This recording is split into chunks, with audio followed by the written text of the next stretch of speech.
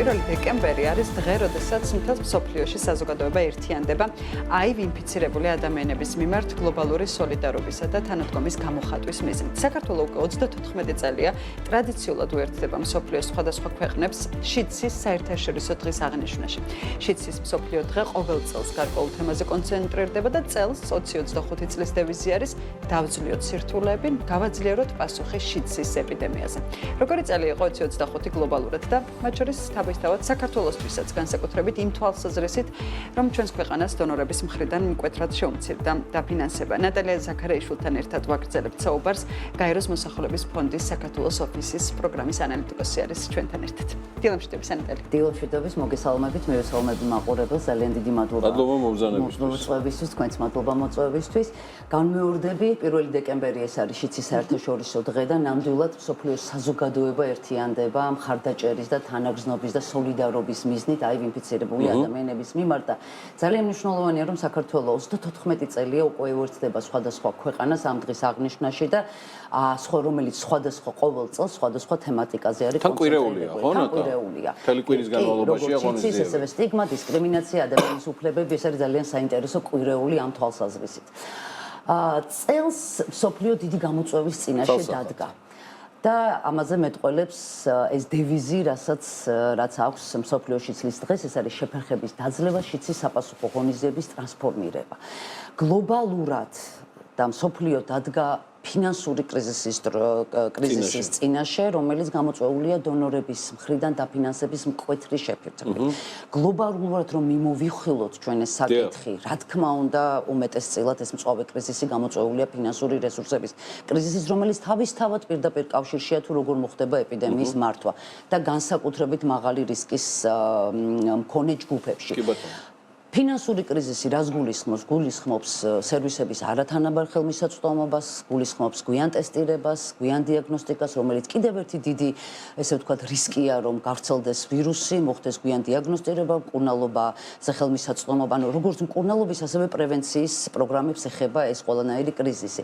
საქართველოს კონტექსტზე აღნიშნავდი, რომ მიუხედავად იმისა, რომ სახელმწიფოს მხრიდან რესურსის, დაფინანსების რესურსის მზარდია, მაინც ქვეყანა რჩება დონორების დაფინანსების დამოკიდებულია და ძალიან მნიშვნელოვანია რომ ეს არ იყოს შემცირებული, თუმცა როგორც აღნიშნე წელიწად ამ ყველაფრიდან გამომდინარე გლობალურ სურათში და ლოკალურ სურათშიც ეს ძირითადი მიგნებები ასე ვთქვათ გასაგებია, მაგრამ რა შესაძლო რეალურ საფრთხეებს ქმნის ნატა მდგომარეობა, რასაც თქვენ იდეაში აღწერთ და მოდი ესე ვთქვათ, რის პროცესად ჩვენ კიდევ ვუყურებთ, იმიტომ რომ ეს პროცესი არ დაწყებულა და არ დასრულებულა USAID-ით და იქ უამრავი სხვა საერთაშორისო ორგანიზაცია, რომელიც გაცილებით ჩუმად, მაგრამ არანაკლებ დიდ საქმეს აკეთებდა. და სხვათა შორის დიდი პროგრესია მიღწეული და დღევანდელ დღეს რა არის ძალიან მნიშვნელოვანი, რომ დღევანდელ დღეს რა პროგრესიც გვაქვს მიღწეული, ის შევინარჩუნოთ, იმიტომ რომ ის დადებითი კუთხით ტენდენცია, რა თქმა უნდა, საფრთხეა და ავხსნი რატომ. საერთოდ ნებისმიერი ეპიდემიის თუ დაავადების მართვა არ არის მარტო დღევანდელი დღეზე დამოკიდებული, ანუ ჩვენი გადადგმული სწორი ნაბიჯები, სწორი თუ არასწორი, 5-10-15 წლის შემდეგ ხედავთ, ესე ვთქვათ, შედეგს და ამიტომ არის მნიშვნელოვანი, რომ სწორად შევაფასოთ რისკები, სწორად შევაფასოთ საფრთხეები და სწორად დავგეგმოთ შესაბამისად.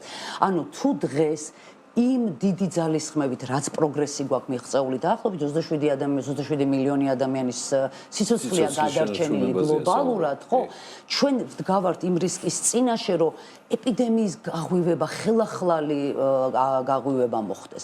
ეხლა არსებობს ცოტა მოკლევადიანი საფრთხეები, რომელიც არის თქვა პრევენციული სერვისების წყვეტილობა, რაც ეგრეთ წოდებული პრეპის პროგრამები, პრეექსპოზიციული პროფილაქტიკა, რომ ინფექციების ახალი შემთხვევები არ მოხდოს. არსებობს ესე ვთქვათ მოკლევადიანი, აი ესეთი ტესტირებაზე, ეს არის კონკრეტული საფრთხეებია, რა შეიძლება მოყვეს საფრთხეები, მაგრამ ეს არის მოკლევადიანი საფრთხეები, რომ შეწყდება პრევენციული, შემცირდება ესე ვთქვათ, თუმცა გრძელვადიან პერსპექტივაში, რა თქმა უნდა, დიდი საფრთხეა, რომ ეპიდემია თავიდან გაღვიდეს. ეს რას ნიშნავს? დიდი დატვირთვა ჯანდაცვაზე, გვიან გამოვლენა, ძვირადღირებული დღევანდელ დღეს ნებისმიერი 1 ლარი ინვესტირებული ეს ნიშნავს კარგ შედეგს. ამიტომ ძალიან მნიშვნელოვანია რომ პრევენციაში იყოს ინვესტიცია, რომ ჩვენ თავიდან ავირიდოთ, ესე ვთქვათ, ძვირადღირებული ჯანდაცვაზე, ესე ვთქვათ. როდესაც პრევენციაზე ვსაუბრობთ, ნატალია, ინვესტირება არის დღეს ინვესტირება პრევენციული სერვისების არ შეწყვეტა, ესე ვთქვათ, იმიტომ რომ პრევენციული სერვისები თავისი სპეციფიკიდან გამომდინარე, სხვათა შორის საქართველო არის დაბალი გავრცელების, დაბალ პრევალენტული, კონცენტრირებული ეპიდემია, რაც ნიშნავს, რომ ჩვენ ეპიდემია გვაქვს მაღალი რისკის ჯგუფებში. ამიტომ როგორც სახელმწიფოს როლი, როგორც დონორების როლი, ასევე არანაკლებ მნიშვნელოვანია არასამთავრობო და სამოქალაქო და თემზე დაფუძნებული ორგანიზაციების ჩართვა ამ პროგრამის მართვაში, იმიტომ რომ ზუსტად ეს არის ის რგოლი, რომელსაც აქვს პირველადი წვდომა მაღალი რისკის ჯგუფებთან. ანუ რას ნიშნავს? მუშაობს სტიგმისა და დისკრიმინაციის შემცირებაზე. უზრუნველყოფთ, რომ ამ ადამიანებს ჰქონდეთ ხელმისაწვდომობა სერვისებზე, არამატურ სერვისებზე, ხარისხიან სერვისებზე, რომელიც არის სტიგმისგან თავისუფალი. ეს თავისთავად არის ის, ესე ვთქვათ, კარიბჭე, რომელიც ჩვენ ხელს გვიწყობს, რომ არ მოხდეს ინფექციის გავრცელება და შევაჩეროთ გარკვეულწილად. გაეროს მოსახლეობის ფონდი. ამ შემთხვევაში თავად რა ნაბიჯებს დგავს?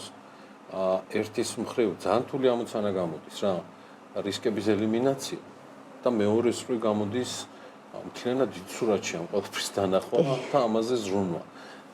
მიგნებებია, რისკებია, იდენტიფიცირებულია ყველაფერი, მათ შორის სამომავლო ნაბიჯებიც და მიდის მუდმივი ზრუნვა ნატა ფონდების მოძიებაზე, საიმისოთ, რომ ის მიღწეული შედეგი მაინც არ დევალვირდეს და არ გაქრეს.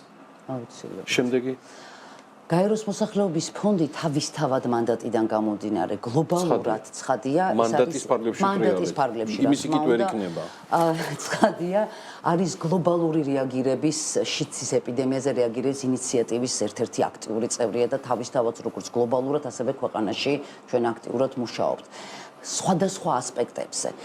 რა თქმა უნდა, რეკომენდაციების, მტკიცებულებაზე დაფუძნებული რეკომენდაციების გათვალისწინებით უკეთესი და ეფექტური შედეგის მისაღწევად ჩვენ ვმუშაობთ ინტეგრირებულ სერვისებზე, ხელმისაწვდომობის გაზდაზე, რეპროდუქციულ ჯანმრთელობასა და HIV პრევენციის ინტეგრირებულ შედეგებზე, რომელიც ბევრად უფრო ეფექტურია.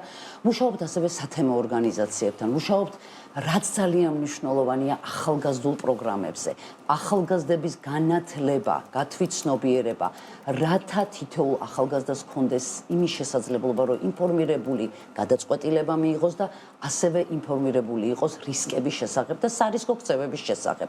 რა თქმა უნდა, ჩვენ მუშაობთ როგორც პოლიტიკის შექმნაზე, ჩვენ მუშაობთ მტკიცებულების გენერირებაზე და ეს ყველაფერი ქმნის იმ ერთობლიობას, რომ ჩვენ უზრუნველყოფთ სტიგმისგან თავისუფალ გარემოში სერვისების მიღების საშუალება, ანუ ხარისხიანი რეპროდუქციული ჯანმრთელობის ინტეგრირებული და რა თქმა უნდა ჩვენი მიდგომა არის, რომ რაც შეიძლება, ესე ვთქვათ, მრავალკუთხედი იყოს, როგორც სახელმწიფოს ჩართულობა, ესე არასამთავრობო და სამოქალაქო საზოგადოების, დონორების, აქტივისტების და ნებისმიერ აქტორს აქვს ძალიან დიდი როლი, რომ ესე ვთქვათ, პირველ რიგში შევინარჩუნოთ მიღწეული შედეგი და რაც მთავარია, ესე ვთქვათ, უკეთესი მიზნებისკენ კი. მე ვერ ვწდები, ვერ წარმომიდგენია რომ ამაზე ზრუნვა არ გაგრძელდეს. მაგალითად, რო წარმოვიდგინოთ 2026, რომ რა, არ ჩატარდეს შიცის კვირეული, აღარ იყოს თქვენი კვლევები და რაღაცა, მესმის ძალიან ბევრი რამ გადახედვის წინაშე დადგა. და მე ვფიქრობ, რომ სახელმწიფოებმა, დონორებმა, ყველამ ერთობლივად ჩვენი წვლილი უნდა შევიტანოთ. და ეს რესურსები გაერთიანდეს, ალბათ იმ მიზნებისთვის, რაც ამ მიზნებში. წარმატებებს გისურვებთ. ძალიან დიდი მადლობა. მედია თავის წვლილ შეიტანს ამ ყველაფერში ცხადია და ჩართულები ვიქნებ. ნატა ზაქარიაშვილი, ნატა გახლავთ პროგრამის ანალიტიკოსი, გაეროს მოსახლეობის ფონდის საქართველოში UNFPA-ის სახელით ცნობილი თქვენთვის.